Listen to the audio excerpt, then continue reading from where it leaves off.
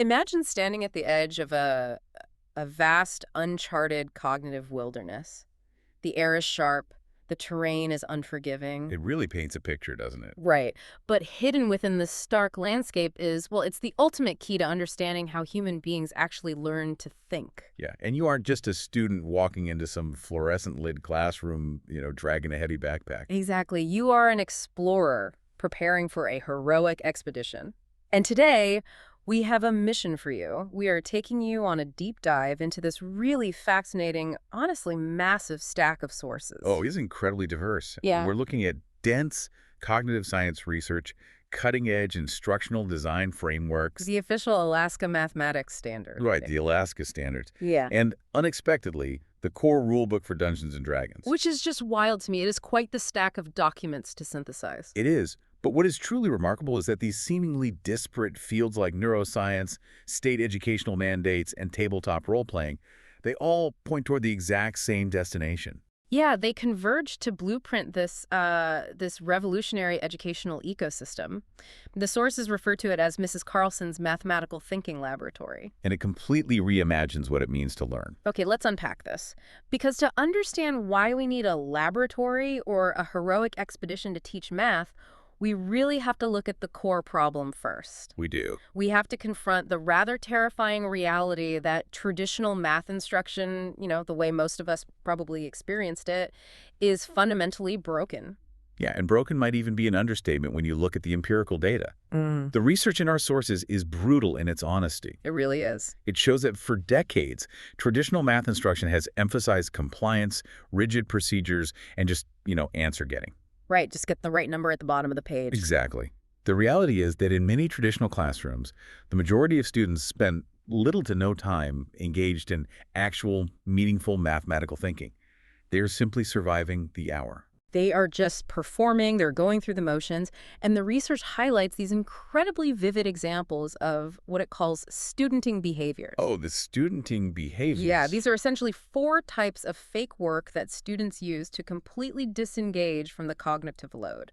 First, you have mimicking. Which is just copying steps from the board without any idea what those steps actually mean. Exactly. The teacher writes it too, so the student writes it too. Right. And then you have stalling. We have all seen this, or let's be honest, likely done it ourselves. Oh, absolutely. It's the endless sharpening of pencils. It's asking to go to the bathroom.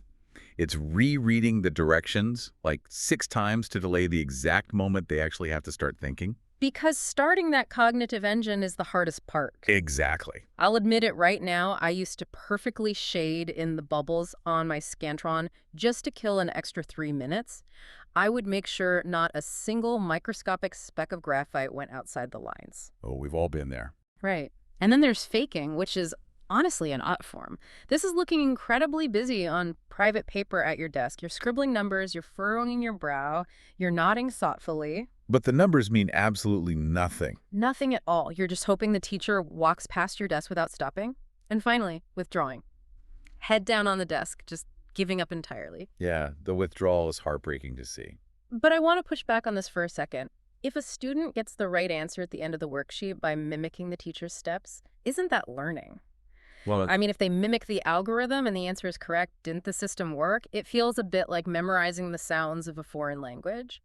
You can parrot back the syllables perfectly and everyone claps, but if you don't know what the words actually mean, you can't hold a conversation, you're just making noise. what's fascinating here is that researchers actually call this the illusion of learning.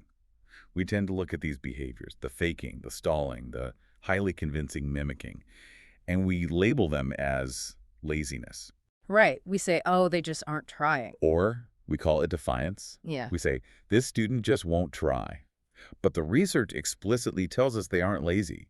In fact, faking work takes an immense amount of social awareness and energy. It really does. You have to actively pretend. Exactly. These behaviors are highly successful, entirely logical adaptations to a system where thinking is optional and correctness is the only goal. Oh, wow. Yeah, if the classroom environment rewards correct answers without ever requiring deep understanding, the human brain will simply find the most efficient shortcut to that answer. I'm stuck on this, though. If they're putting all this brilliant, creative effort into faking the work, they obviously aren't lazy. They have the energy. Right. So why not just use that energy to actually do the math? What is the physical barrier stopping them? That requires us to look at the neuroscience, Yeah. specifically cognitive load theory. Okay, let's get into it. The human brain's working memory is incredibly limited. It is a biological bottleneck. It can only hold and process a very small number of elements at once, usually around 4 to 7 pieces of new information. Wait, really? Only 4 to 7? Just 4 to 7. In math, you have what's called intrinsic load. That is the actual unavoidable complexity of the math itself. Fractions, proportional reasoning, multi-step algebraic equations. The hard stuff. Right. That difficulty is inherent to the subject. I think I need a metaphor here. It's like working memory is a tiny workbench in your mind, right? You only have so much physical space to build a project. That is a perfect way to visualize it. The intrinsic load is the actual material you were trying to build with on that tiny workbench. But then you have extraneous load. Extraneous load? What is that? This is the noise. Confusing verbal instructions, cluttered worksheet designs, or, a teacher verbally throwing 3 new steps at you while you're still trying to remember what a numerator is. So if you have all these confusing instructions, anxiety, and a loud classroom, the tiny workbench is entirely covered in random tools and junk. Yep. There's literally no physical space left to actually build the project. Exactly the case. Think about the last time you tried to assemble complicated IKEA furniture while someone was talking to you. Your phone was ringing, and the visual instructions were, well, vaguely drawn. Oh, it's the worst. You just want to scream. That feeling of your brain just quitting, that wave of mental exhaustion where you just want to drop the screwdriver, that's what's happening to these students. Wow. When you combine the intrinsic load of the math with a high extraneous load from poor instructional design, the working memory overflows. It overloads. It just shuts down. Yeah, and when the brain is overwhelmed, thinking doesn't just slow down, it literally stops. The biological system crashes. And that crash has to carry a devastating psychological toll, because this doesn't just happen once on a Tuesday. It happens day after day, year after year. It's compounded trauma, in a way. Right. Repeated public failure inevitably transforms into a protective identity. A student decides, I'm bad at math. And we usually think they're surrendering, but they're not, are they? No, not at all. They are building a shield. I'm bad at math protects them from further embarrassment. If it's just an unchangeable fact of who I am, I don't have to risk trying and failing again. It is entirely about psychological self-preservation. To break that identity shield, you cannot just tell them to try harder. That never works. Never. Yeah. You have to introduce what cognitive scientists call productive struggle. You have to teach the neurological necessity of making mistakes. The insanity of it. Yes. The brain actually grows and builds new neural pathways when it detects an error and corrects it. Learning literally only occurs in the zone of productive discomfort. A zone of productive discomfort. Right, balancing right between being bored because it's too easy and being overwhelmed because the workbench is too full. So what does this all mean?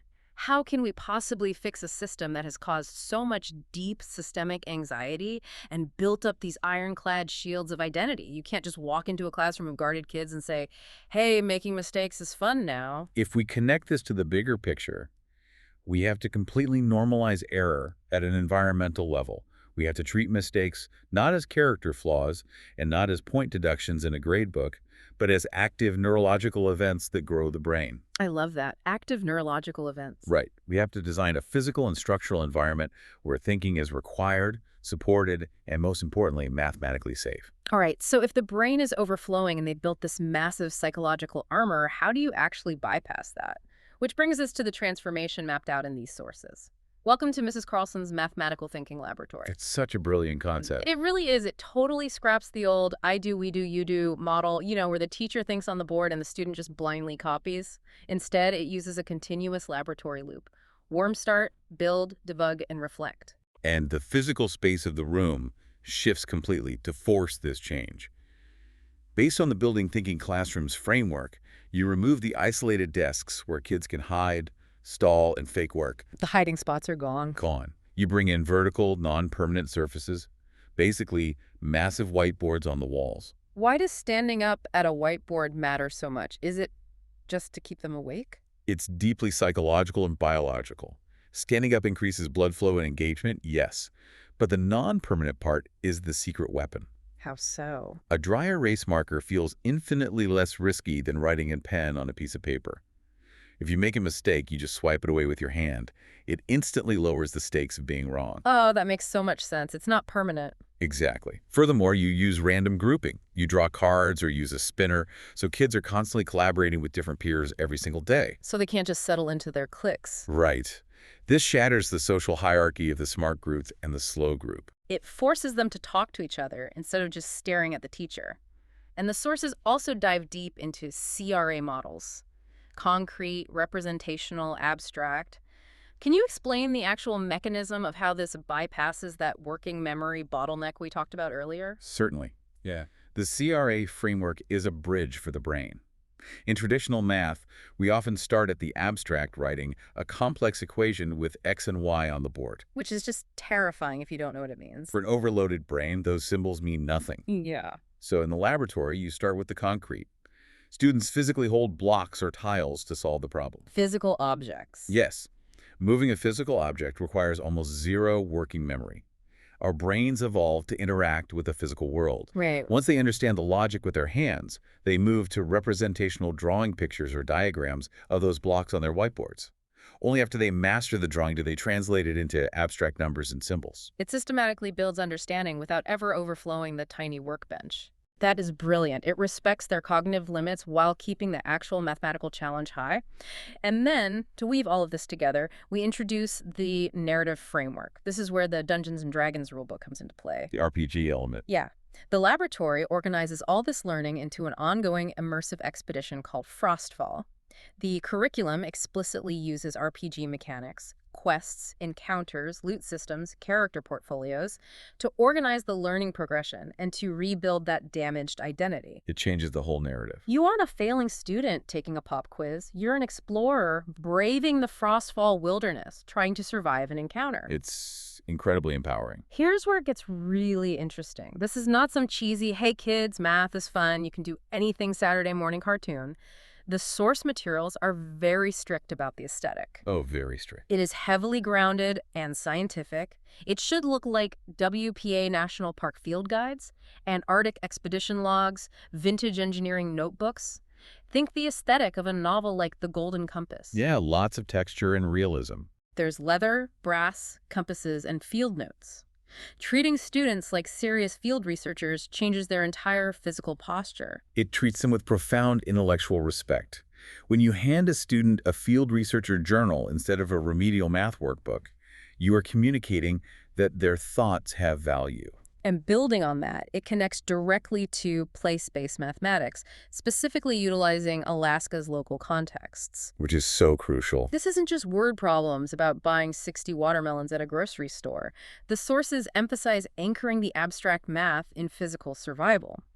Imagine calculating surface area and spatial proportions, but you're doing it to figure out the exact material needs for building a traditional indigenous smokehouse in an Alaskan village. The stakes become real. Or you're calculating the structural integrity of a shelter against specific tundra wind speeds. And that aligns perfectly with the Alaska mathematics standards. One of the guiding principles in the source document states that students must apply mathematical concepts to real-world situations, including those found in Alaskan communities, to solve complex problems. So it's legally mandated, essentially. Yes. By centering the mathematics in their own backyard, in situations that require actual survival logic, it makes highly abstract math intensely, urgently relevant. So how do the Dungeons and Dragons mechanics actually help with the learning? It sounds incredibly fun, but does it just add more extraneous load? I mean, isn't keeping track of loot and quests distracting? It actually does the exact opposite. Oh, really? Yeah. The D&D mechanics are brilliant structural tools for the brain. This framework provides immense executive function scaffolding. Scaffolding, right. For neurodivergent learners or kids with ADHD, being handed a massive, intimidating 2-month math unit is paralyzing. It's just a wall of impossible tasks. But breaking it down into a quest, separating it into individual encounters, and offering concrete visual badges or loot for achievements makes it manageable. That makes total sense. A character sheet tracks their growing skills visually. It lowers the barrier to start, completely removing the stalling behavior while keeping the intrinsic mathematical challenge exactly where it needs to be. You're replacing the paralyzing existential fear of a failing grade with the engaging, gamified challenge of leveling up your skills. It fundamentally rewires how they perceive the work and themselves. It really does. But let's zoom out to the broader world because there's an elephant in the room. Why is moving away from rote memorization and procedural worksheets not just a nice progressive educational theory, but an urgent human necessity right now? Because of the massive, undeniable disruption of artificial intelligence. Right, AI. We live in a reality today where artificial intelligence can instantly solve any procedural math problem. If a task can be reduced to a predictable pattern and completed by following a set of rules, a machine can do it. And usually faster. Faster, cleaner, and more perfectly than any human student ever will. Pushback time. This is the argument you hear everywhere. If my phone or my computer can do the math perfectly in 3 seconds, why assign it to a student at all? Why are we even teaching this if the machines have already unequivocally won the calculation game? This raises an important question, perhaps the single most critical question for education in this century. Okay. If we are only teaching what cognitive researchers call routine expertise, which is just knowing the rote steps to solve a familiar pattern problem, we are training human students to compete with calculators. And they will lose. They will lose every single time. The goal of math education is no longer to act like a biological machine. It's to develop what the sources call adaptive expertise. Adaptive expertise. Let's define that. The literature describes it as the ability to apply knowledge flexibly and creatively to novel, unpredictable situations. Meaning what, exactly, in a classroom? It means understanding what is deeply happening under the hood of the math. It's knowing why a formula works, interpreting the messy context of a real-world problem, and knowing how to adjust your strategy when you encounter a completely new, unfamiliar situation that doesn't fit the textbook template. It's the critical thinking part.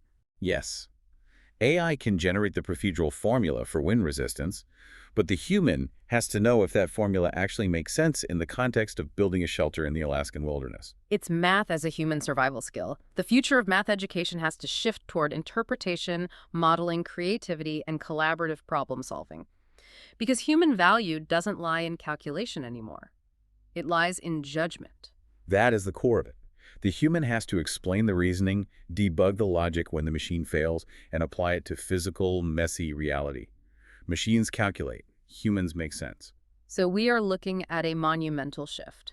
A journey from a broken system of compliance and fake work to a heroic, collaborative expedition. The Mathematical Thinking Laboratory treats math not as a punishment, not as a sorting mechanism to decide who is smart and who isn't, but as a vital human survival skill. It takes the biological limits of the human brain seriously. It clears the tiny workbench, removes the noise, manages the cognitive load, and builds an environment where deep thinking is actually possible. Where they can actually breathe. It's exactly an environment where students can drop their protective psychological shields and learn to be adaptive, flexible problem solvers. Which leaves you with a final provocative thought to mull over. We've talked a lot about middle schoolers and classrooms today, but look at your own adult life, in your career, in your relationships, in your civic duties. How much are you still just studenting? That's a great point. How often are you just mimicking procedures, faking the work, looking busy, without truly understanding the complex systems around you? If we apply this thinking laboratory mindset to our daily lives, how might our own adaptive expertise grow? How might we navigate our own uncharted frostfall expeditions with more courage, curiosity, and clarity? It's a profound shift in perspective because ultimately, Mathematics is not the memorization of steps. It is the process of making sense of the world.